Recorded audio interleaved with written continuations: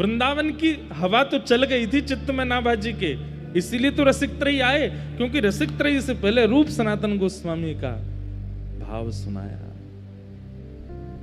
और श्री नाभाजी कहते हैं, संसार स्वाद सुख बात जो दुरूप सनातन त्याग दियो,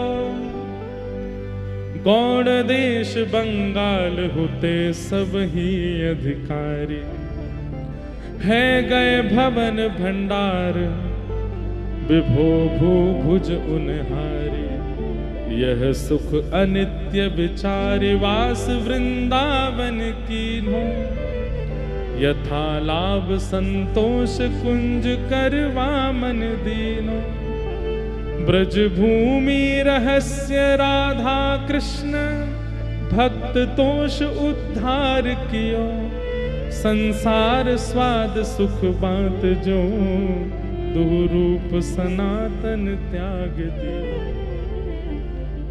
और इसके पीछे एक अंतरंग बात और है, हम दो पतवारों से नाव चला रहे हैं गिरिराज जी की कथा में। एक तो स्वामी श्री हरदास जी की कृपा की पतवार है और दूसरी चैतन्य महाप्रभु की पतवार है। एक तरफ तो हमारे चित्र विचित्र बाबा हैं, ये स्वामी जी के अनुयायी, इनके मुखारबिंद को देखते हैं तो श्री हरदास निकलता है, लेकिन जिनकी रोटी हम खा रहे हैं ऐसे हमारी पूनम दीदी जी के मुख देखते हैं तो फिर यहाँ पर हरे कृष्ण महामंत्र निकलता है। तो ये दो पतवारों में एक श्री वैष्णव बैठा है। यहाँ भी रसिक त्रयी है, स्वामी श्री हरदास जी, चैतन्य महाप्रभु और स्वामी श्री रामानुजाचार्य जी महाराज, ये भी रसिक त्रयी है। तो कल महाप्रभु जी का ऐसा स्तवन हुआ कथा में कि महाराज कल हमको अपने हाथ से रोटी खानी नहीं दी, अपने हाथ से खवा के गई हैं।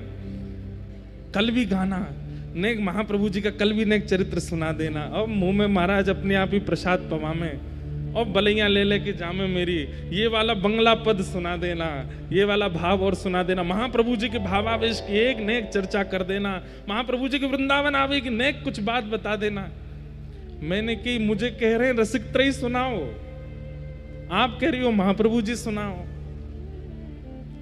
अब हमने कही भैया आप थोड़े हम बचवे की, मैंने कि अपने संप्रदाय वाले इनते सुन ली हूं, वही सुनावेंगे चैतन्य महाप्रभु का भाव। वो नहीं आप सुनाओ एक बार। तो मैं थोड़ी असमंजस में तो पड़ा रात में, लेकिन भक्तमाल जी खुलते ही रूप सनातन जी खुल गए। तो मानो कहे कि भाई रसिक त्रयी में नाभाजी ने बाद में प्रवेश किया, पहले रूप सनातन के पास गए, पहले रूप सनातन से वृंदावन प्रकट तो कराओ, जब वृंदावन प्रकट है जाएगा तब रसिक त्रयी के साथ वृंदावन जाएंगे। तो ऐसे हमारे श्री रूप सनातन गोस्वामी महाराज, संसार स्वाद सुख बात ज्यों दुह रूप सनातन त्याग दियो। संसार तो बहुतों ने त्यागा, लेकिन यहां पर श्री नाभाजी कहते बात ज्यों। बात मतलब एक बार को आपके सामने खीर बनाई जाए, सब लोग इधर देखना, बहुत ध्यान से सुनो कथा। एक प्रकार से भैया ये कथा है ना, इसको हम अपनी तरफ से बता रहे हैं, वृंदावन रस चंचरीक बनना हो तो इस कथा को बहुत ध्यान से सुनना। हम खुद तो बाहर ही रहते हैं, पर आप में से कई बस जाएंगे या कथा सुन के वृंदावन। ये 7 दिन की पूरी कथा बहुत ध्यान से सुनना, एक एक शब्द सुनना। हमारी वाणी नहीं है, सब महापुरुषों की वाणी है, ये बस आप सुन लीजिए। हमें खुद पे भरोसा नहीं है कि कल फिर कभी कहीं ये दोबारा बातें आवे, अभी आ रही हैं, सुन लीजिए बहुत ध्यानपूर्वक। संसार स्वाद सुख बांत ज्यों, यहां पर श्री नाभाजी ने बांत शब्द का प्रयोग किया। आपके सामने खीर बनाई गई, अधोटा दूध की खीर बनाई गई, बढ़िया बासमती चावल प्रयोग किए गए, वहां में केसर डाली गई, कश्मीर से ला करके खांड डाली गई, गुड़ डालो आदि आदि, बहुत सुंदर बना दी। पर एक बूंद विष डाल दिया, आप खाओगे? लेकिन आप हमें ये बात बताइए, जब वो खीर बन रही थी उसके बनने की प्रक्रिया देख के मुंह में पानी तो आ रहा था, लेकिन एक बूंद विष डलते ही चाहे जितना पानी आया हो नहीं पाओगे। लेकिन विषैली वस्तु भी कई बार सुंदर दिखती हैं, विषैली वस्तु के प्रति भी आकर्षण होता है, विषैली वस्तु के प्रति भी हमारा मन चला जाता है। लेकिन इस संसार में एक वस्तु ऐसी है जिसका उद्गम हमसे ही होता है और हमारा ही मन नहीं होता उसको देखने का, और वो होता है हमारा खुद का वमन। अपनी खाई हुई वस्तु ही गर्भ में जाके जब पुनः मुख से बाहर आ जाए वमन के रूप में, व्यक्ति स्वयं नहीं देखता उसको, जबकि वो खुद से ही प्रकट हुई है। एक बार को विषैली वस्तु स्वादिष्ट लग जाएगी, लेकिन अपने स्वयं का उत्पन्न वमन अच्छा नहीं लगता। अरे कोई और वमन कर रहा हो तो हमारा जी मचल जाता है। वमन इतनी इतनी घृणित वस्तु है। यहां पर नाभाजी कहते हैं, रूप सनातन गोस्वामी ने संसार का कैसे त्याग किया? बोले जैसे वमन का त्याग होता है। इतनी घृणा हो गई संसार के प्रति। आप कहोगे महाराज जी शायद हो सकता है उनका जीवन इतना उच्च नहीं रहा होगा इसलिए उनका त्याग होगा। अब जीवन सुन लो उनका कैसा था। बोले गौड़ देश बंगाल हुते सब ही अधिकारी।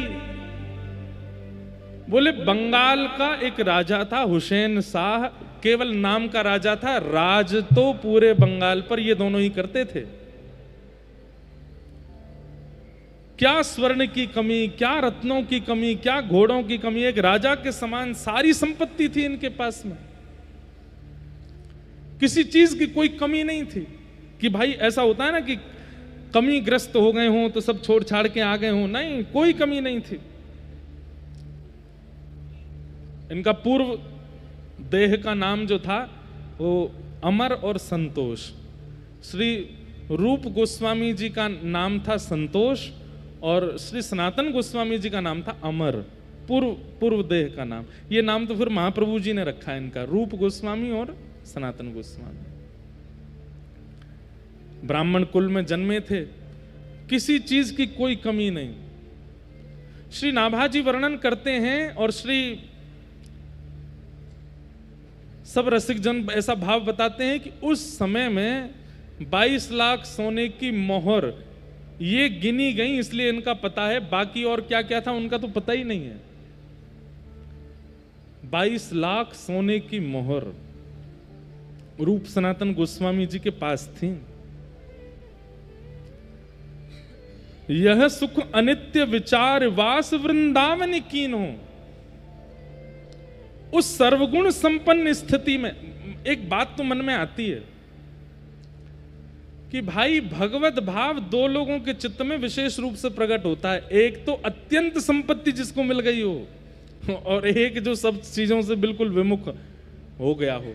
या तो विषयों का भोग अति मात्रा में कर लिया हो या विषय का स्पर्श ही नहीं किया हो। इन दो के चित्त में निष्काम भक्ति उत्पन्न होती है। मध्यस्थ वालों को ज्यादा यत्न करना पड़ता है निकलने के लिए। हम आप सब मध्यस्थ वाले हैं, इसलिए हमको यत्न ज्यादा करना पड़ता, क्योंकि हमने भोग भी देख रखे हैं और वैराग्य त्याग भी देखते हैं, इसलिए हमको थोड़ा परिश्रम ज्यादा है। पर दो प्रकार के लोग, या तो अति भोग जिन्होंने किया हो या स्पर्श ही ना किया हो भोग वस्तु का, इनमें निष्काम प्रेम का उद्दीपन सहजता से हो जाता है।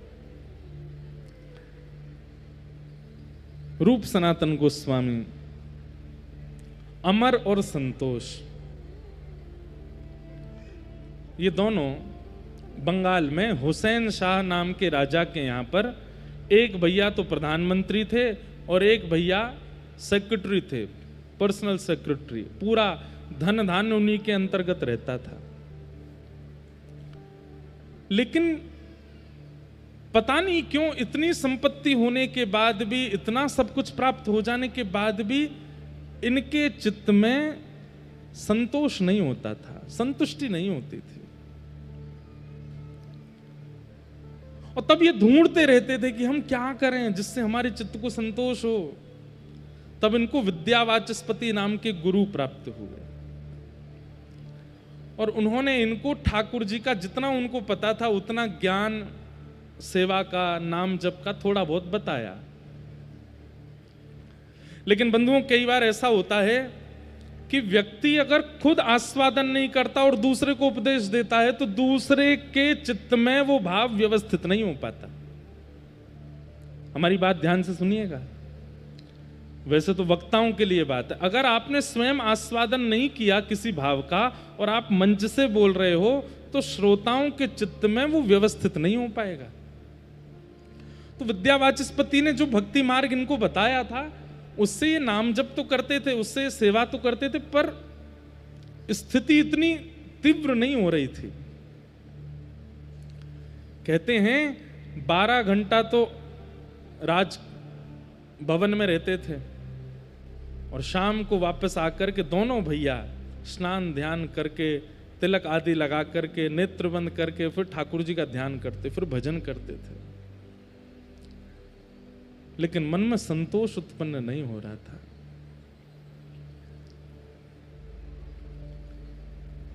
तभी आपने किन्हीं के द्वारा महाप्रभु श्री चैतन्य जी का नाम सुना। और चैतन्य महाप्रभु का नाम कैसे सुना? बोले भैया जगन्नाथपुरी में एक सार्वभौम भट्टाचार्य हैं जिन्होंने पूरी पृथ्वी के ज्ञानियों को भी अपना शिष्य बना लिया। उनका नाम ही था सार्वभौम भट्टाचार्य, मतलब पूरी पृथ्वी में कोई ज्ञानी आ जाए, अगर सार्वभौम जी के सामने आ गया, अपनी दृष्टि से, अपनी वाणी से, अपने चलन चाल से उसको अपना चेला बना लेते थे। इतना उनका बल था। बोलना पढ़ाना तो बहुत आगे की बात है, दृष्टि मात्र से उनका नतमस्तक हो जाते थे सामने आकर के लोग। उन सार्वभौम भट्टाचार्य जी को चैतन्य महाप्रभु ने अपना अनुयायी बना लिया और इस बात का बड़ा प्रकाश हो गया। उड़ीसा में, बंगाल में, जहां जहां जाएं तो लोग बाग यही चर्चा करें। बोले भैया एक जगन्नाथपुरी में एक बाबा रहते हैं, कौन, क्या नाम उनका? चैतन्य महाप्रभु, कृष्ण चैतन्य महाप्रभु। बोले क्या किया उन्होंने? बोले अरे सार्वभौम भट्टाचार्य जी को अपना शिष्य बना लिया। अब इसको कई लोग प्रभाव के रूप में देखते हैं, पर यह प्रभाव नहीं था। रसिक जन अपना प्रभाव प्रकाश करते भी नहीं है। ऐसे तो हमारे स्वामी जी के पास अकबर हर 10 दिना में भग तो वृंदावन में। अरे हमने तो ऐसा भी सुना है कि अकबर ने जब स्वामी जी का रूप देखा, स्वामी श्री हरदास जी का, तो अकबर के चित्त में इतनी विरक्ति आ गई कि उसके मन में आया कि मैं सब बादशाहपना छोड़ छाड़ करके निधिवन राज में एक कुंज मुझे मिल जाए, मैं यहीं रहूं, इनको 24 घंटा देखा करूं, भजन नहीं करूंगा, नाम जप आदि तो बाद की बात है, केवल स्वामी जी को देखने के लिए रहूं मैं। स्वामी जी ने विचार करी कि भैया जे अगर सब छोड़ छाड़ के यहां आ गए हो तो पूरे विश्व में प्रभाव फैल जाएगा कि भैया वृंदावन में एक रसिक श्रोमणी स्वामी श्री हरदास जी हैं जिन्होंने बादशाह अकबर को अपना चेला बना लिया, और फिर या के प्रभाव के कारण दुनिया यहाँ भीड़ लगावेगी और वृंदावन में इतनी भीड़ रह जाएगी, अयोग्य लोग भी आकर के वृंदावन के रस में भंग करेंगे। तो स्वामी जी ने अकबर से कही, तू हमारो चेलो बननो चाहे तो हमारी एक बात मान, बोलका वो दिल्ली चलो जा और वहीं से वृंदावन की सेवा करते रहे। यहाँ के बंदरन के काजे, यहाँ के ब्रजवासीन के काजे, यहाँ के वृक्ष वल्लरी कुंजन के काजे, वहीं से सेवा करते रहे, यही हमारी आज्ञा है, यहाँ मत रुके तू। तब अकबर बोला मैं आपको देखे बिना नहीं रह सकता। तब किसी ने कही, बोले आप पे तो बड़े बड़े चित्रकार हैं, चित्र बनवा लो स्वामी जी का। तब सबसे पहला चित्र अकबर ने बनवाया। जो स्वामी जी का चित्र आज भी हम सब लोग देखते हैं, उसी ने ही निर्माण कराया और ले गया, और जहां बैठ करके वो अपना नित्य क्रम करता था वहां स्वामी जी का चित्र लगा रहता, नित्य दिखता था। तो आचार्यों के तो रूप में ही इतना प्रभाव है कि उनको कुछ करने की आवश्यकता नहीं है, उससे खिंचे चले जाते हैं लोग। लेकिन दुनिया इसको प्रभाव समझती है, वो प्रभाव नहीं है। चैतन्य महाप्रभु के रूप पर सार्वभौम भट्टाचार्य आसक्त हो गए। ये बात जब यहां अमर और संतोष ने सुनी बंगाल में,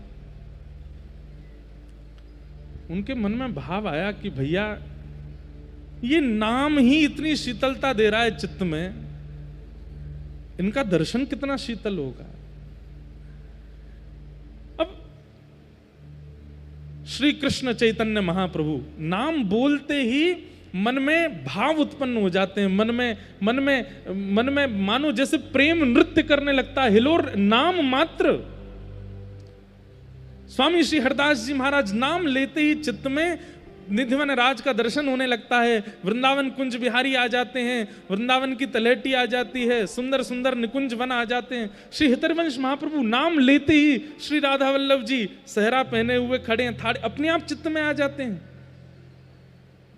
आज भी इतने भयाव हैं, कलिकाल में भी आचार्यों का नाम इतना काम कर रहा है। उस काल में जब वे थे तो क्या प्रभाव होता होगा। रूप सनातन गोस्वामी आपस में बात करने लगे, अमर और संतोष, जरा दोबारा बोलियो तो नाम। बोले कृष्ण चैतन्य महाप्रभु। आहा, कितना शीतल लगता है, कितना अच्छा लगता है भैया, ये नाम कितना मधुर है, ये नाम इतना मधुर है तो इनका दर्शन कितना मधुर होगा, इनकी वाणी कितनी अच्छी होगी। जब इनके सामने हम बैठेंगे और ये बोलेंगे उस समय क्या होगा हमारा।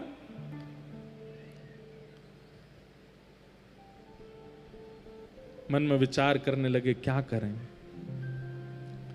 तब महाप्रभु जी को इन्होंने पत्र लिखा और पत्र में लिख करके महाप्रभु जी से कहा कि हे महाप्रभु जी, हमारी स्थिति अब रहने की नहीं है, अपनी पूरी स्थिति बताइए, हम कौन हैं, किस पदवी पर हैं, कितना धन है, कितनी संपत्ति है। बोले हमारे जो वस्त्र हैं उनमें भी सोने की कढ़ाई होती है। सब लोग इधर देखो, ध्यान से सुनो। हमारे पास इतने घोड़े हैं, भोजन पानी बनाने के लिए इतने सेवक हैं, हमारे पास कोई कमी नहीं है, लेकिन मन में संतुष्टि नहीं है। जब नाम सुनते हैं, कहीं सत्संग हो रहा है, ये बात सुनते हैं तो नेत्र भर आते हैं, लेकिन क्या बताएं, इतने श्रेष्ठ बन गए हैं कि अब सब त्यागना हमारे लिए मुश्किल हो रहा है। लेकिन मन में आपका नाम जब से आया तब से मन में भाव आ रहा है कि यदि आप आज्ञा कर दोगे तो सब छोड़ के चले जाएंगे। महाप्रभु जी को पत्र लिखा, आप आज्ञा कर दीजिए, हम क्या करें, घर छोड़ दें। आप कह देंगे छोड़ दो, उसके बाद देखेंगे नहीं। मतलब त्याग की अनंत स्थिति आ गई है चित्त में, बस आज्ञा चाहते हैं। महाप्रभु जी ने जब पत्र पढ़ा जगन्नाथपुरी में, पत्र में प्रयोग हुए शब्दों से ही महाप्रभु जी पहचान गए कि अभी ये त्याग के योग्य नहीं हुए।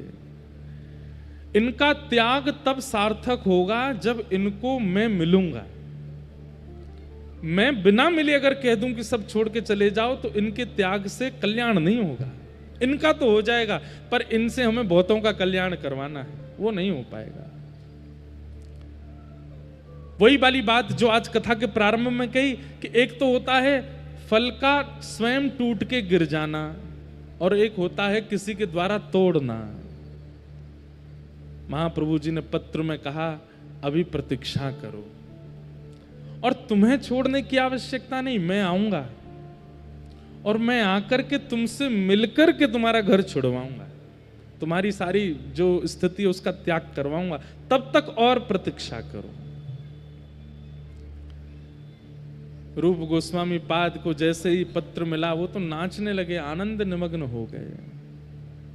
महाप्रभु जी आएंगे, हमसे मिलने आएंगे, हम पर कृपा करने आएंगे। तब महाप्रभु जी वृंदावन गए।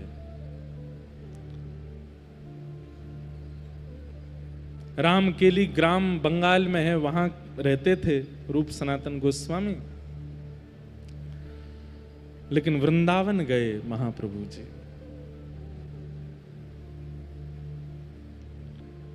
और श्री वृंदावन में इमली तला दर्शन किया है। सेवा कुंज के पास में इमली तला है। कहते हैं कि वो वृक्ष स्वयं हमारे प्रिया प्रियतम ने एक साथ द्वापर युग में ही लगायो। उसके लिए कई लोगों ने बड़ी कथाएं ऐसी बनाई है कि राधा रानी ने उसको शाप दे दिया, क्योंकि किशोरी जी श्रृंगार करके जा रही थी सेवा कुंज में और नीचे एक इमली को वो आ गए फल, तो किशोरी जी को पाम रिपट गया, उनको श्रृंगार बिगड़ गया, तो क्रोध में आके उन्होंने शाप दे दिया। ऐसी कथा लोग बताते हैं, पर हमारा पुराना घर वहीं है, इमली तला के पास ही है, हम बचपन से वहीं रहे। ऐसा भाव बना दिया हो योगी तो ठीक है, लेकिन भाई हमारी किशोरी जी को गुस्सा ना आवे, और गुस्सा आवे तो शाप दे दें, वो भी इतनी सी बात पे, ऐसा है ना सके। तो वो इमली तला, जैसे ही महाप्रभु जी वहां पहुंचे, बैठ गए वृक्ष। तब वृंदावन प्रकट नहीं हुआ था, वृंदावन सघन वन था। वृंदावन में अभी रास्ते भी नहीं बने हैं। वृंदावन केवल दो पहचान थी वृंदावन की, एक श्री यमुना जी, दूसरे गिरिराज जी। इनके बीच में जो समाहित है वो वृंदावन है। उस समय महाप्रभु जी वृंदावन आए और यमुना के तट चलते चलते चलते चलते चलते जैसे ही सुगंधी आई रज की, समझ गए महाप्रभु जी यही है वो वृंदावन।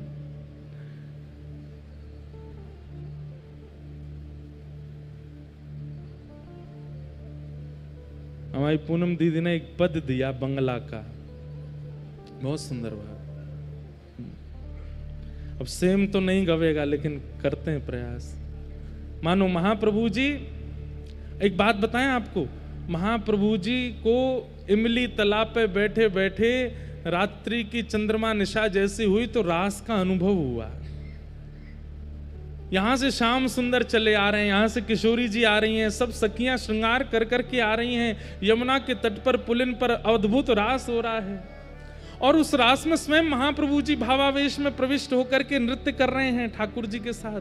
वे तो राधा भाव में निमग्न हो जाते थे, स्वयं को किशोरी जी भाव में। उन्होंने प्रार्थना की थी कि राधा भाव विरह भाव मेरे चित्त में आवे।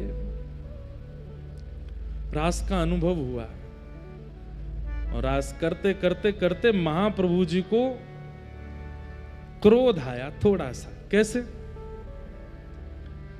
महाप्रभु जी बोले, जय जय, आपने द्वापर में जो रास विहार किया उसमें एक पक्षपात किया। क्या? आपकी वेणु की ध्वनि केवल गोपियों को सुनाई दी, कंस को क्यों नहीं सुनाई आपने? अगर ये वेणु की ध्वनि कंस ने सुनी होती तो उसका क्या दोष था, वो भी रास में आ जाता। ये वेणु की ध्वनि अगर आपने दंतवक्र शिशुपाल को सुनाई होती तो वो भी आ जाते। महाप्रभु जी इतने दयावंत हृदय के, उनके मन में आया कि द्वापर युग में बजी वंशी कदम्ब वृक्ष के नीचे वो वंशी कंस को क्यों नहीं सुनाई दी। ठाकुर जी ने पक्षपात किया। ठाकुर जी, आज पक्षपात नहीं होगा। इस कलिकाल में अगर आपने पक्षपात किया अनर्थ हो जाएगा। और तभी उस रास की भूमिका के मध्य में महाप्रभु जी ऊर्ध्वबाहु होकर के हरि नाम की वेणु बजाने लगे और जहां जहां तक स्वर पहुंच जाए सबको सुनाऊंगा, किसी को अयोग्य नहीं मानूंगा। जो सामने आ जाएगा उसको ये नाम ध्वनि सुना करके सबको रास विहार में प्रवेश कराना है। अब पक्षपात नहीं होगा श्याम सुंदर, अब तो सबको योग्य बनाना है। और तब वृंदावन की खोज कर रहे हैं। केवल यमुना जी और गिरिराज जी ये दो संकेत हैं और कुछ भी नहीं दिख रहा है। सब विलुप्त हो चुका है। वृंदावन ने अपने आप को भीतर अंतरंग रूप से अपने आप को छुपा लिया है।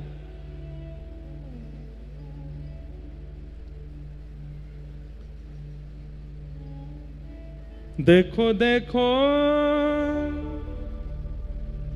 बोलो बोलो गोपेश्वर,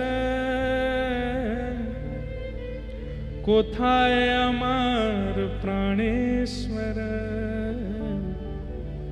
बोलो बोलो गोपेश्वर, कोथाय अमर प्राणेश्वर। मानो गोपेश्वर महादेव को देख करके कहते हैं, अरे बोलो गोपेश्वर, मेरे प्राणनाथ गोपीनाथ कहाँ हैं? ये वृंदावन ही तो है, यमुना जी बह रही हैं, यहीं आसपास ही गोपीनाथ होने चाहिए। बताओ ना वो कहाँ हैं? बोलो बोलो गोवर्धन, कोथाय अमर गिरिधारी। बोलो बोलो गोवर्धन, कोथाय अमर गिरिधारी। हे गोवर्धन नाथ, वो कहाँ हैं जो उर्दबाहु होकर के एक भुजा को कटी पर धर के धारण करके ब्रज की रक्षा करने के लिए गिरिराज जी उठाए थे? वो कहाँ हैं? दिख क्यों नहीं रहे इस गिरिराज जी में? ढूंढ रहे हैं सब जगह जा जा करके, प्रकट हो वृंदावन। बोलो बोलो वंशी बट कोथाय अमार वंशीधारी। बोलो बोलो वंशी बट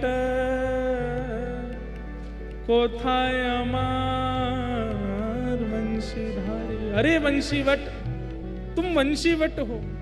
यहाँ ठाकुर जी वंशीनाद करते थे और गोपियों को घर में बैठे बैठे ही दर्शन होता था।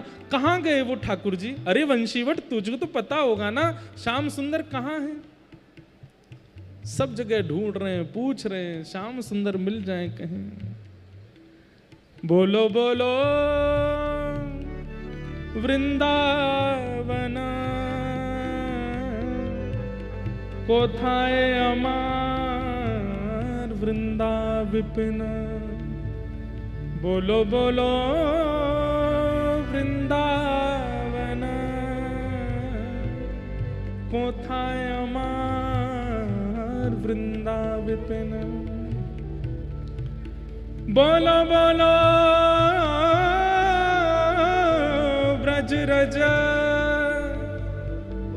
जैसे गोपियों की स्थिति हुई है, जल से, थल से, वृक्षों से पूछती हैं, ऐसी चेतन महाप्रभु वृंदावन में सबसे पूछ रहे हैं। बोलो बोलो ब्रज रज कोथाय अमार गोपालन। बोलो बोलो गोपेश्वर कोथाय अमार प्राणेश्वर। तभी चंद्रमा की ओर दृष्टि गई है।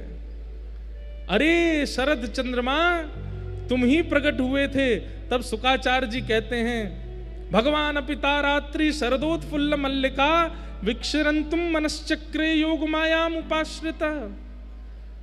आज तुम प्रकट हुए हो, लेकिन ये वृंदावन सूना क्यों पड़ा है? बोलो बोलो शरद चंद्र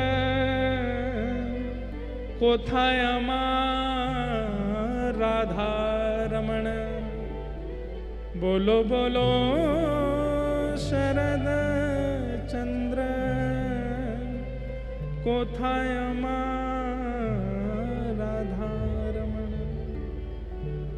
ढूंढ रहे हैं कहां है वृंदावन। रोते हैं, बिलकते हैं, भावावेश में आ जाते हैं। अरे सामान्य ब्रजवासी जिसको पोखर तालाब समझते हैं, महाप्रभु जी कहते हैं निकलो बाहर, ये पोखर नहीं है, ये राधा कुंड है। ये किशोरी जी के द्वारा, किशोरी जी के मनोभाव के लिए श्री कृष्ण ने प्रकट किया था। ये राधा कुंड है। महाप्रभु जी स्नान करते हैं, राधा कुंड की रज लेकर के द्वादश तिलक करते हैं, वहीं नृत्य करने लग जाते हैं। अरे तब गिरिराज जी की परिक्रमा भी निर्मित नहीं थी। महाप्रभु जी भ्रमण करते हुए पूरी गिरिराज जी की परिक्रमा करते हैं, दिख जाता है कि ये गिरिराज जी हैं, यहाँ राधा कुंड है, यहाँ श्याम कुंड है, ये पूछरी के लौटा है, यहाँ ठाकुर जी की छठी उत्सव हुआ, ये जतिपुरा है।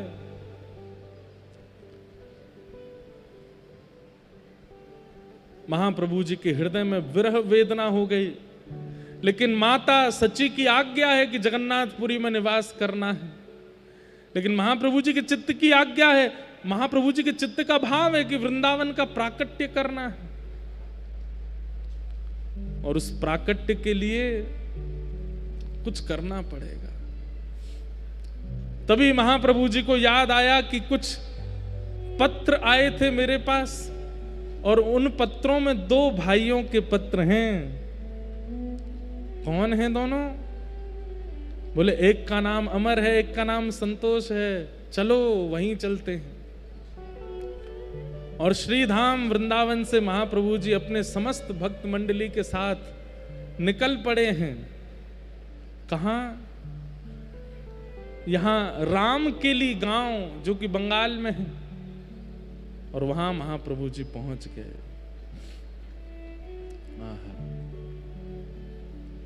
जैसे ही महाप्रभु जी पहुंचे, उत्ताल नृत्य कर रहे हैं, सब महामंत्र के साथ नृत्य कर रहे हैं, गा रहे हैं, हरे कृष्ण कृष्ण कृष्ण हरे हरे, हरे राम राम राम हरे हरे।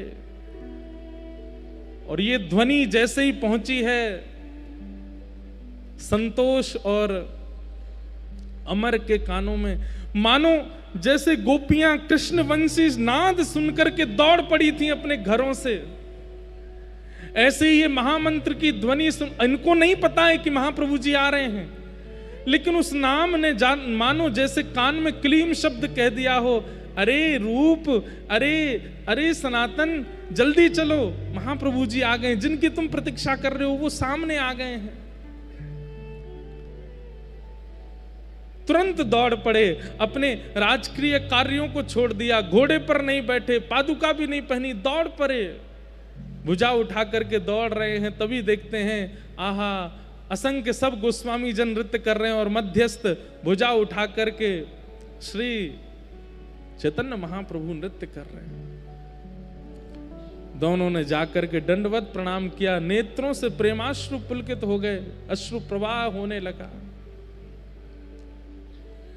महाप्रभु जी के चरणों में वंदन करके कहे, बोले प्रभु अब कृपा करो, अब अनुग्रह करो, अब नहीं रहना है, अब नहीं यहां बस सकते हम। महाप्रभु जी बोले, राम के लिए आने की और कोई योजना नहीं है, तुम्हारे लिए ही आए हैं हम, तुम दोनों को ही स्वीकार करने के लिए आए हैं। अब सब छोड़ करके जाना है और श्री वृंदावन का प्राकट्य करना है। महाप्रभु जी के सन्मुख दोनों विराजमान हो गए, रुदन करने लगे, बोले हम तो इस योग्य नहीं हैं, हमारे अंदर तो इतनी योग्यताएं नहीं हैं, हम तो इस लायक नहीं हैं, कैसे करेंगे। महाप्रभु जी बोले, वृंदावन के प्राकट्य के लिए ज्ञान का होना आवश्यक नहीं, त्याग का होना आवश्यक नहीं, वैराग्य का होना आवश्यक नहीं, प्रेम का होना आवश्यक है। और तुम्हारे चित्त में वो प्रेम है, ये त्याग की जो बार बार इच्छा तुम्हारे चित्त में प्रकट हो रही है, वो प्रेम करवा रहा है, वो तुम्हारे चित्त का प्रेम करवा रहा है, क्योंकि ये संसार उस प्रेम को समझ नहीं रहा है, उसका ये अधिकारी नहीं, इसलिए तुम्हारा यहां से मन उखड़ रहा है।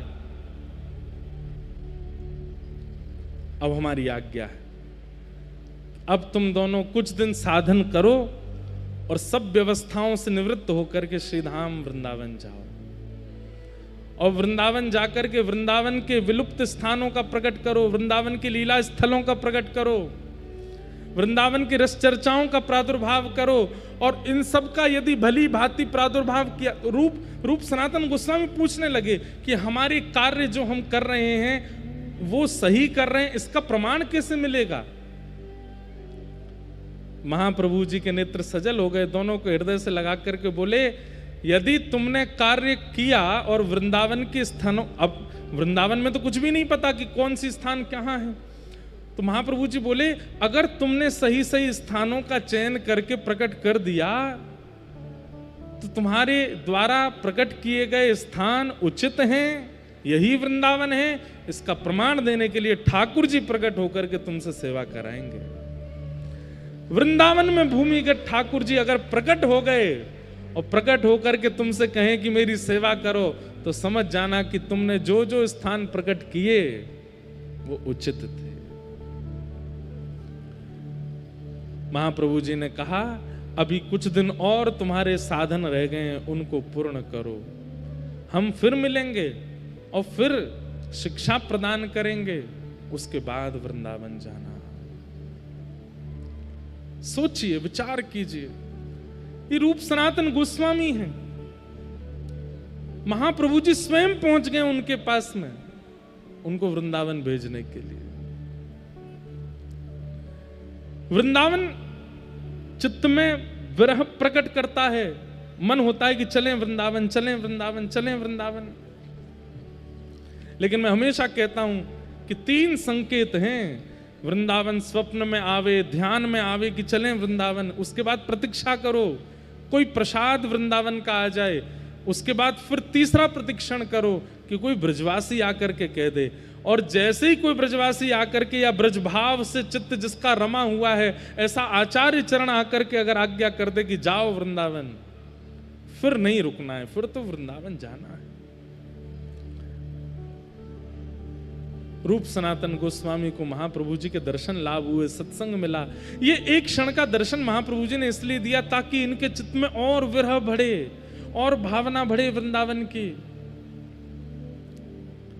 और कुछ दिन के लिए उनको उन्हीं के ही रस में रहने के लिए आज्ञा की, अभी रहो कुछ दिन और, फिर से आज्ञा करूंगा, तब जाना वृंदावन, तब तक योजना बनाओ।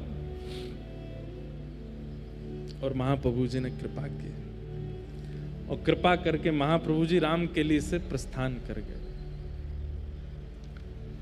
रूप सनातन गोस्वामी अब तो दिन रात रोते हैं, इतना विरह उनका मन में होता है। बस अब तो एक ही चीज स्मृति में रहती है, जहां विराजत राधा राम, जहां विराजत राधा राम, नटवर नंद किशोर, नटवर नंद किशोर, नटवर नंद किशोर, नटवर नंद किशोर। चलो मन वृंदावन की, चलो मन वृंदावन की ओर, चलो मन वृंदावन की ओर, चलो मन वृंदावन की ओर, वृंदावन की ओर,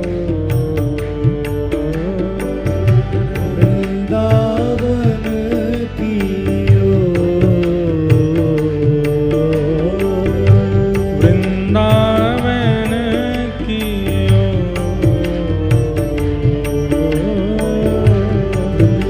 वृंदावन की ओर। चलो मन वृंदावन की ओर, चलो मन वृंदावन की ओर, हे चलो मन वृंदावन की ओर, चलो मन वृंदावन की और वृंदावन बिहारी लाल की।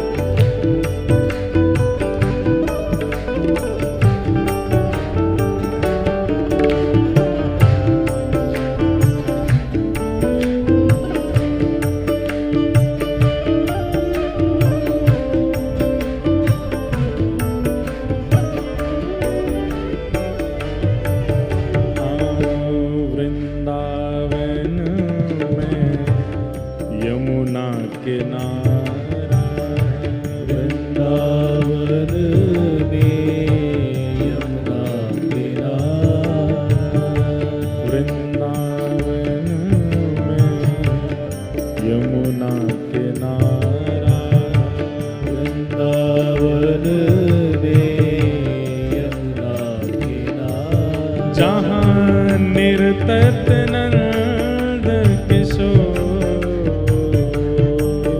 जहाँ निर्तत नंद किशोर,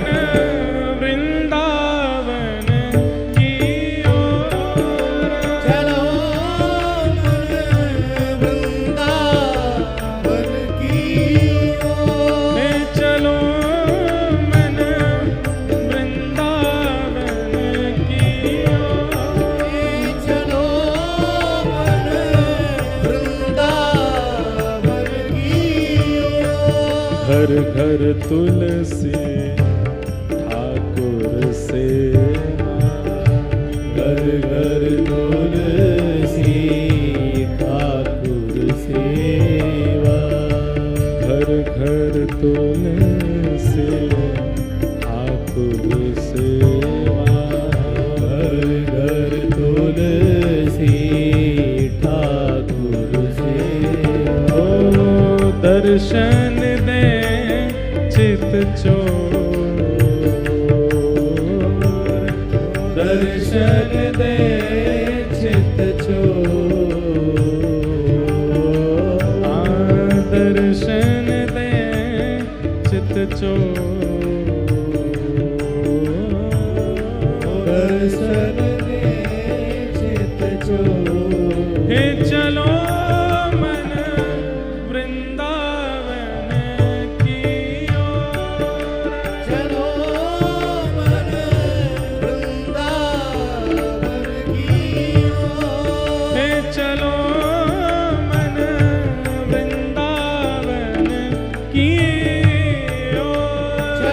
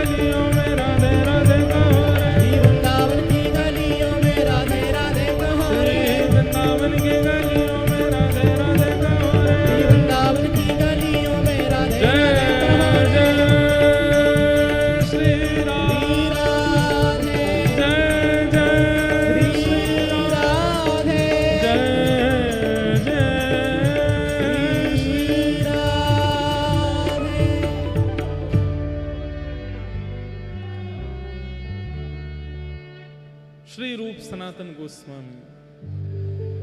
एक मन में भाव आता है, मन में एक प्रश्न आता है। महाप्रभु जी मिल गए, उसके बाद भी आज्ञा करके गए कि अभी रुको। इसका मतलब क्या है कि आचार्य अभी संतुष्ट नहीं हुए हैं त्याग से, और अब त्याग कैसे लगेगी? सब लोग बहुत ध्यान से सुनिए। देखो कितना प्रयास करना पड़ता है तब वृंदावन मिलता है। हमको तो यूं ही मिल जाता है, हवाई जहाज की टिकट कराई 5,000 की, पहुंच गए, ट्रेन करा ली राजधानी तो पहुंच गए, गाड़ी कर ली पहुंच गए। पर जिनके ठाकुरों के दर्शन करते हैं, गोविंद देव, गोपीनाथ, मदन मोहन, वृंदावन बिहारी लाल, वो ऐसे नहीं आए हैं। महाप्रभु जी ने विचार किया कि इन्होंने जब पत्र लिखा था तो पत्र में पहले अपना परिचय दिया, तो उसमें बताया हम इतने धनवान हैं, हम ऐसे राजा के यहाँ राजकोष में हैं, आदि आदि सब। बोले कि ये पदेशना, इसका निवृत्त होना आवश्यक है। और महाप्रभु जी को पता था कि ये होगा। अब महाप्रभु जी के दर्शन तो हो गए। अब महाप्रभु जी जैसे ही गए दर्शन दे करके, अब रूप सनातन गोस्वामी को वो जहां देखते हैं उनको महाप्रभु जी की याद आती है। उनकी मुस्कान कैसी, उनके शब्द कैसे थे, उनके नेत्र कैसे थे, उनकी अवस्था कैसी थी, चाल कैसी थी, नृत्य कैसा था, कीर्तन कैसा था। और वो निरंतर जो चिंतन बना, क्योंकि अभी तक और कुछ तो देखा नहीं, कभी वृंदावन गए नहीं, तो आचार्य का ही चिंतन करेंगे ना। इतना चिंतन हो गया कि अब विवेक बुद्धि जागृत होने लगी, और अपने राजपद जिस पर वो कार्यरत थे उससे उनको थोड़ी थोड़ी घृणा जैसी होने लगी। घृणा तो पहले भी थी, लेकिन अब जो यहां पर शब्द संसार स्वाद सुख बांत ज्यों बमन के भांति, इतना त्याग करवाना था महाप्रभु जी को, उसके लिए छोड़ के गए वापस। यही भागवत जी में सुनने में आता है कि ध्रुव जी महाराज को ठाकुर जी ने दर्शन देकर के कहा अभी 36,000 वर्ष और रहो पृथ्वी पे। ध्रुव जी रोने लगे, बोले आपके दर्शन से तो मुक्ति मिल जाती है और आप मुझे कह रहे हो 36,000 वर्ष और रहो, क्यों? तो ठाकुर जी क्या कहते पता है, तुम्हारे चित्त में अपने पिता की गोद में बैठने की इच्छा थी ना, इसीलिए तो तुम बनाए थे। ध्रुव जी बोले वो इच्छा तो मर गई, कट गई, जल गई, नाश हो गई। ठाकुर जी कहते हैं प्रकट तो हुई थी ना भैया। एक बार विषैला पौधा प्रकट हो जाता है ना, तो जब तक जड़ से नहीं उखाड़ा जाए वो प्रकट होता ही रहता है। इसलिए 36,000 वर्ष, 100-200 वर्ष नहीं, 36,000 वर्ष के लिए ठाकुर जी कह के गए अभी रहो पृथ्वी पे। और 36,000 वर्ष में इतना भोगोगे, इतना विषय भोगोगे कि तुम इससे बिल्कुल ऊब जाओगे, तब तुम्हें मेरी प्राप्ति होगी। ध्रुव जी महाराज 36,000 वर्ष के लिए राजा बने। अरे भाई कोई लिमिट होती है? यहां 100 साल काटने भारी पड़ रहे हैं हमें, 36,000 वर्ष के लिए राजा। संसार की विषय वस्तु वमन के भांति जब ध्रुव जी को लगने लगी तब भगवत प्राप्ति हुई। इसलिए भैया किंचित भी भाव मन में प्रकट करके ठाकुर जी के पास मत चले जाइए। कहीं मन में भाव आगो जय जय वृंदावन की कचौड़ी बहुत जोर की, ठाकुर जी अगर दिमाग सनक गया ना, इतनी कचौड़ी खवा देंगे, इतनी खवाई देंगे, इतनी खवाई देंगे, ले बेटा 36,000 कचौड़ी खा तू जीवन भर, सबरी नस ब्लॉक है जाएंगी तेरी, तभी मैं मिलूंगा तो है। तो विषय वस्तु अगर देने पर ठाकुर जी आ गए तो वो इतनी मात्रा में देते हैं कि आप पागल हो जाओगे। इसलिए विषय कभी नहीं मांगना है, क्योंकि भैया ये टेढ़ो ठाकुर कहीं सनक गो दिमाग और दे दियो तो हम कहते हैं हमारे ठाकुर जी को गणित नहीं आती है, हमारे ठाकुर जी को मैथमेटिक्स नहीं आती, ये नाप तोल के नहीं देते हैं, जितनो है पूरा दे देंगे ले जा। वो आप सहन नहीं कर पाओ। अति सर्वत्र वर्जयेत। रूप सनातन गोस्वामी के साथ वही हुआ। महाप्रभु जी के दर्शन हो गए और दर्शन देने के बाद महाप्रभु जी चले गए, बोले अभी रहो। अब क्या हुआ, एक दिन राजा ने इनसे कहा, बोले कि आप लोग पूरे हमारा जो संपत्ति है सब आप लोग संभालते हो, इसका कल हमको हिसाब दो। रूप सनातन गोस्वामी रात्रि में भजन करते थे, लेकिन आज राजा ने कही भैया कल हिसाब देना है, तो भजन नहीं हुआ, हिसाब में लगे रहे। अब उस हिसाब में कुछ ऊपर नीचे हो रहा था, तो उसके लिए इतने चिंता में बैठे थे, कैसे हो कैसे हो कैसे हो। तो सनातन जी को बहुत जोर की प्यास लगी, तो एक सेवक को बुलाया, सुनो इधर आओ, शरबत बना के लाओ बढ़िया वाला। इसलिए महाप्रभु जी ने अभी आज्ञा नहीं की वृंदावन जाने की। क्यों? अभी भी कहीं ना कहीं थोड़ी तो राज इतना भोगा है, थोड़ा तो है अभी इनके चित्त में, जब तक निकलेगा नहीं तब तक नहीं जाएंगे ये वृंदावन। तो अपने एक सेवक को कहा शरबत बना के लाओ, प्यास लगी है। खुद हिसाब लिख रहे थे दोनों भैया बैठ के। तो सेवक गया और अंधेरे में उसको पता नहीं चला, पानी में उसने बूरे की जगह मैदा मिला दिया और मिला करके घोल करके इनको दे। अब ये इतने ज्यादा निमग्न होकर के ध्यान कर रहे थे, पीते जा रहे हैं और लिखते जा रहे हैं। प्रातः काल का समय हुआ तो सेवक ने रसोई में जाके देखा, तो उसको पता चल गया कि भाई मैदा मिल गया पानी में। दौड़ा दौड़ा गया, बोले इनके पेट में दर्द होगा, अब कहीं बीमार नहीं हो जाएं, चरणों में मुझे क्षमा कर दो, कल रात्रि अपराध हो गया। रूप सनातन क्या हो गया, आपको नहीं पता चला? बोले नहीं, हमें तो कुछ नहीं पता चला। रात्रि में शरबत कैसा था? हाँ बढ़िया था, हम तो भाई हिसाब में इतने तल्लीन बैठे थे कि हमने ध्यान ही नहीं दिया, हम तो पी गए, बस प्यास लगी थी। महाराज आपसे मेरी प्रार्थना, आज कुछ खाइएगा नहीं। बोले क्यों? बोले शरबत में चीनी की जगह मैं मैदा मिला के ले आया था और वो आप पी गए हो।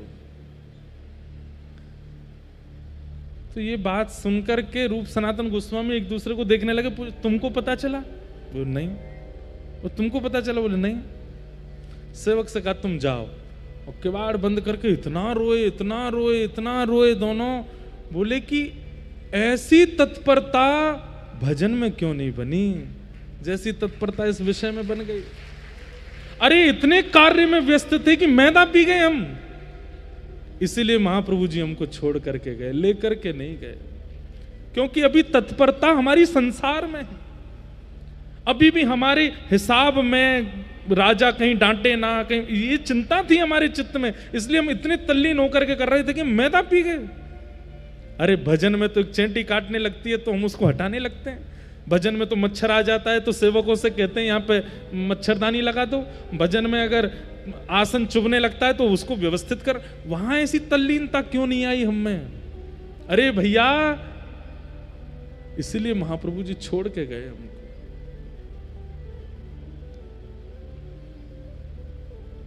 अब तो यही चिंता बनी हुई है दोनों की कि ऐसी तत्परता भजन में क्यों नहीं बनी हमारी। एक दिन राजा ने अर्धरात्रि में, अमर संतोष नाम थे पूर्व के, इनको बुलाया। बोले अमर को बुला के लाओ, हमको एक हिसाब के बारे में बात करनी है। अर्धरात्रि का समय, भजन में बैठे थे अमर। इतने में इस सेवकों ने आगे कहा राजा आपको अभी बुला रहे। तुरंत इन्होंने माला वहीं की वहीं विराजमान कर दी। अपने भैया संतोष से कहा तुम तो अपना नाम जप करो, मिल के आऊं, राजा बुला रहा है। अर्धरात्रि में पालकी में बैठ करके निकल गए। पालकी में घूमते थे।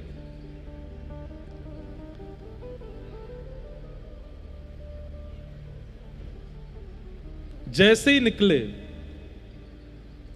वर्षा हो रही थी, पानी भरा था, लेकिन ये तो महाराज हैं, तो पालकी में बैठ के जा रहे हैं, बेचारे कहार वर्षा में भीगते चप चप करते लेके जा रहे हैं इनको।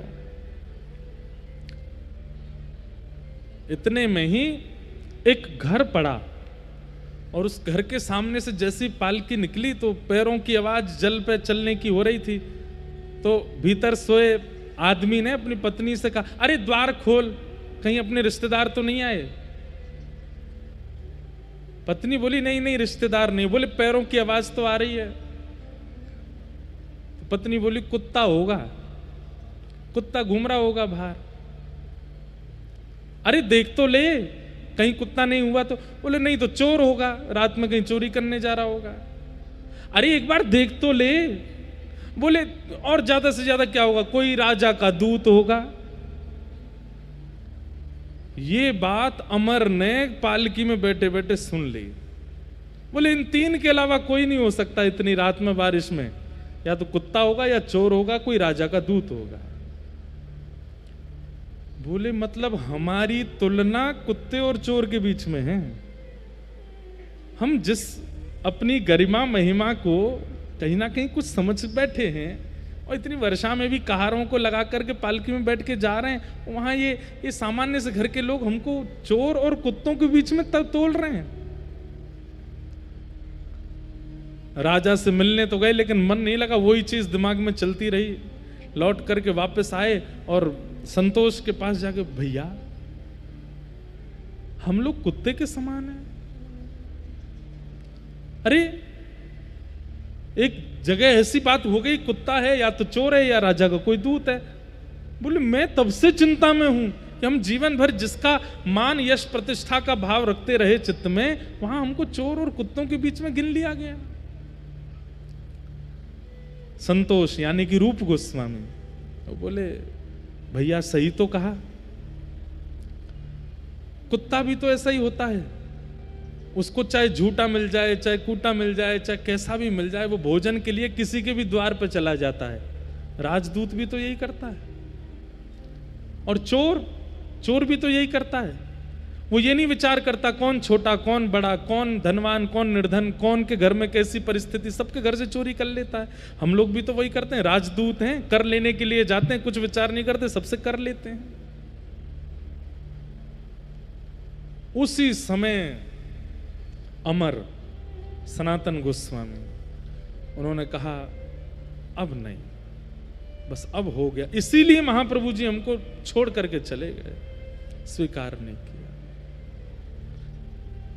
मैं रुकता हूं, ये परिवार सब इतना विस्तृत कर दिया है, इस सबको व्यवस्थित करता हूं, तू अभी निकल, इसी वक्त निकल जा, अब नहीं रहना यहां पर। अब जीवन का उद्देश्य जो महाप्रभु जी कह के गए वृंदावन जाना है, उनसे आज्ञा ले तू जा करके, अब नहीं रहना भैया, अब हो गया बस। तुझे डर तो नहीं, तुझे भय तो नहीं कि राजा कुछ कहेगा? बोले मुझे बिल्कुल भय नहीं है। तुझे इस बात का भय तो नहीं पीछे से संपत्ति का कहो? बोले बिल्कुल नहीं। बोले अब तरीका, अब बिल्कुल सही समय, अभी निकल। और उसी समय संतोष निकल गए घर से। ये दो ठोकरें चाहते थे महाप्रभु जी की इनको लगे, उसके बाद ये पूर्ण त्याग होगा। फिर ये पूछेंगे नहीं पत्र भेज करके कि जाएं कि नहीं, ये चले ही जाएंगे। ये भी पूछ रहे हैं कि जाएं कि नहीं जाएं।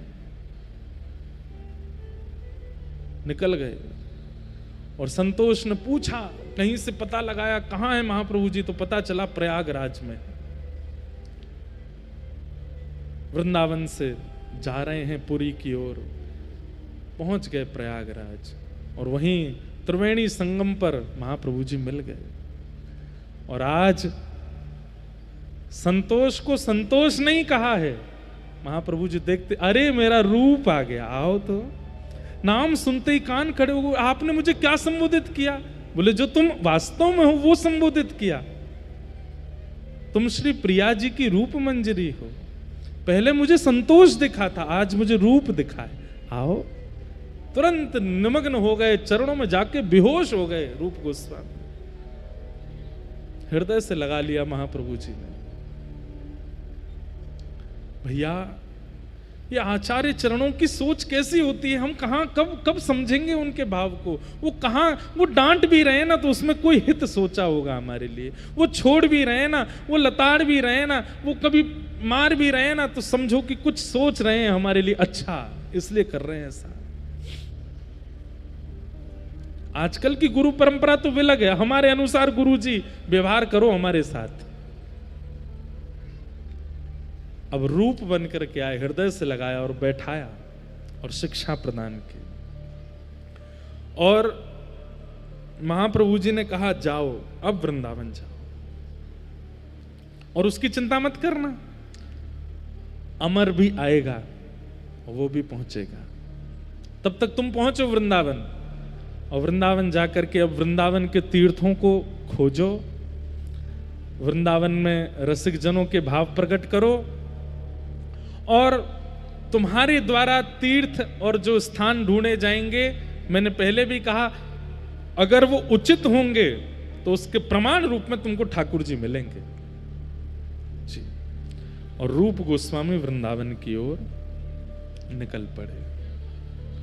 यहां पर सनातन गोस्वामी जो कि अमर हैं, जिनका नाम, वो सब व्यवस्थाएं करने में लगे हैं। बोले क्यों, इतनी सारी मुद्राएं सोने की आदि सब पड़ी हैं यहाँ पर, इनको कहीं व्यवस्थित कर जाओ। कुछ अपने पूर्व आश्रम के परिवारों को दे दिए, कुछ किन्हीं लोगों में बांट दिए, कुछ कहीं लगा दिए, किसी के थे उसको दे दिए, सब जगह सब खत्म करके जाएं। कहीं वृंदावन जाके भी चिंता ना बनी रहे, इतनी प्रॉपर्टी है, इतना महल है, इतने पैसा धरे हैं वहां पे, क्या हो रहा होगा। अगर छोड़ के जाए तो चिंता बनेगी, इसलिए सबको लगा जाओ। और सबको सब जगह लगा दिया। बस अब प्रतीक्षा कर रहे थे कि उत्कंठा चित्त में ऐसी आवे कि बस भागूं वृंदावन की ओर, तब निकलूंगा। यहां राजा ने देखा इतने दिन हो गए ये अमर और संतोष आते नहीं है। एक दिन राजा ने घर पर जाकर के देखा तो पूछवाते थे, तो ये कभी कहते हम बीमार हैं, कभी कहते कोई घर में पूजा चल रही है, कभी कहते कोई पधार गया है, सूतक लगे हैं, आदि आदि। आज राजा ही आ गया, हुसैन शाह ही आ गया। और आकर के उसने जब देखा तो देखा यहाँ तो कीर्तन चल रहा है और यहाँ अमर बैठ करके बढ़िया नाम जप कर रहे हैं, नेत्रों से आंसू बह रहे हैं। बोले ये सब क्या किया तुमने? वहां पूरा राजकीय हमारा शासन इतने खतरे में, और तुम यहाँ बैठकर ये नाम जप कर रहे हो, कीर्तन कर रहे हो और बहाना बना दे तो बीमार हो। असली बात क्या है? हम तुम्हारा वेतन बढ़ा दें कि तुमको कुछ दे दें, क्यों नहीं आते हो राजभवन में? अमर के आंखों से आंसू आ गए। बोले अब नहीं होगा हमसे, हम सच बताएं तो हम लायक नहीं है। भैया एक बात कह दूं, बुरी लगेगी, अटपटी लगेगी, लेकिन वृंदावन रस जाके चित्त में आ जावे ना, वो संसार के लिए नालायक हो जाता है। वो किसी लायक नहीं रहता, फिर संसार के किसी काम का है नहीं वो। हमारे श्री हरिराम व्यास जी वृंदावन आए, उनका पूरा परिवार ओरछा से ढूंढते ढूंढते वृंदावन आ गया और ढूंढ रहे हैं कहां हरिराम व्यास जी, इनसे तो हमारा घर चलता है। हरिराम व्यास जी अपने परिवार के लोगों को यही बात कहते हैं, वहां पद भी है कि भैया अब मैं तुम्हारे लायक नहीं हूं। वो हरिराम व्यास जो दिग्विजय करता था, जीत जीत करके धन लेकर के आता था, वो स्थिति मेरी नहीं है अब। वृंदावन के रूख हमारे माता पिता गुरु बंधु,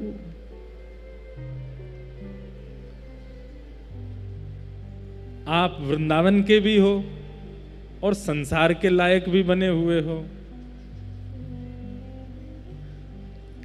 एक जगह के रहिए, या तो लायक पूरे वृंदावन के ही रहिए या लायक पूरे संसार के ही रहिए। अब इसमें कई विडंबना आती है, तो उसमें दूसरा भाव यह है कि मन से तो लायक वृंदावन के रहो, लेकिन समाज को दिखावे के लिए नाटक कर दिया करो कि उनके लायक भी हो।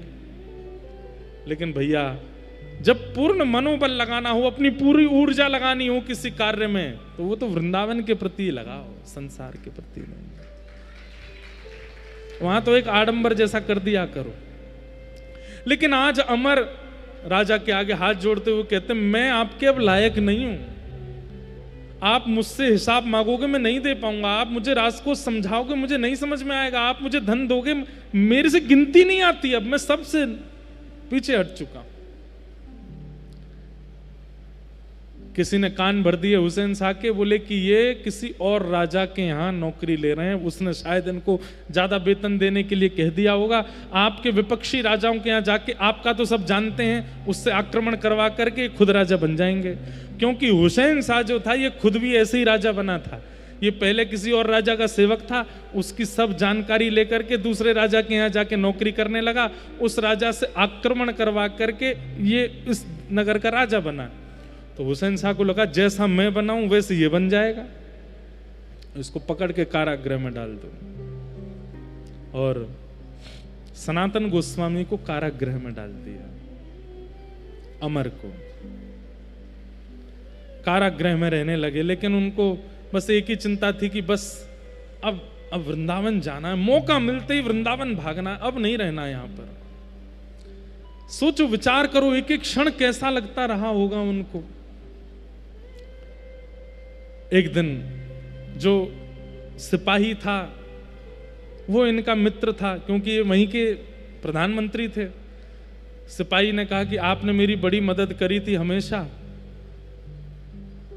आप कहो मैं आपको देख नहीं पा रहा हूं, ऐसे राजा के साथ मिल जाइए ना। सनातन बोले नहीं, अब नहीं मिलना, लेकिन मैंने तेरी इतनी मदद की हमेशा, तेरे को राजा से छुपा छुपा के मैंने खूब पैसा दिया, आज तू मेरी मदद नहीं करेगा? बोले क्या करना है? बोले तू ताला खोल दे। अच्छा, राजा को पता चल जाएगी, मार देगा। बोले मैं दिखूंगा तो मारेगा ना, तो बोल देना कि गंगा स्नान करने गए, उसी में डूब गए, और मेरी मृत्यु ही मानना, क्योंकि मैं इतना दूर चला जाऊंगा कभी दिखूंगा नहीं। मैं तेरे हाथ जोड़ूं, पैर जोड़ूं, तू ताला खोल दे। और उस व्यक्ति ने खोल दिया ताला। आधी रात में ही सनातन गोस्वामी भाग गए वहां से, और इनको पता चला कि महाप्रभु जी कहाँ हैं। तभी पता चला प्रयागराज से महाप्रभु जी काशी आए हैं। ये काशी पे प्रकाशानंद जी पर कृपा करने के लिए आए हैं, जो हम कल सुन रहे थे, जिनको प्रबोधानंद बना के भेजा। ये तुरंत काशी पहुंच गए। वहां जाकर के जैसे ही महाप्रभु जी को प्रणाम किया, महाप्रभु जी, अरे मेरा सनातन आया है, आ जाओ। उनको रूप कहकर के संबोधित किया, इनको सनातन कहकर के संबोधित किया। नेत्रों से अश्रुपात होने लगे। बोले आपने मेरा पूर्व नाम नहीं कहा। बोले वो तो मैं भूल गया, तेरा असली नाम तो सनातन है, तू तो हमारी श्री जी की मंजरी है। हृदय से लगा लिया। वहां रूप गोस्वामी को शिक्षा देकर के वृंदावन भेजा, अब यहां सनातन गोस्वामी को शिक्षा दी, और शिक्षा देकर के कहा अब जाओ वृंदावन। रूप पहले ही चला गया है, और मैंने और भी कुछ भावयुक्त लोगों को वृंदावन भेज दिया, वो सब तुम्हें मिलेंगे। वृंदावन जाओ। वृंदावन की ओर श्री सनातन गोस्वामी निकल गए।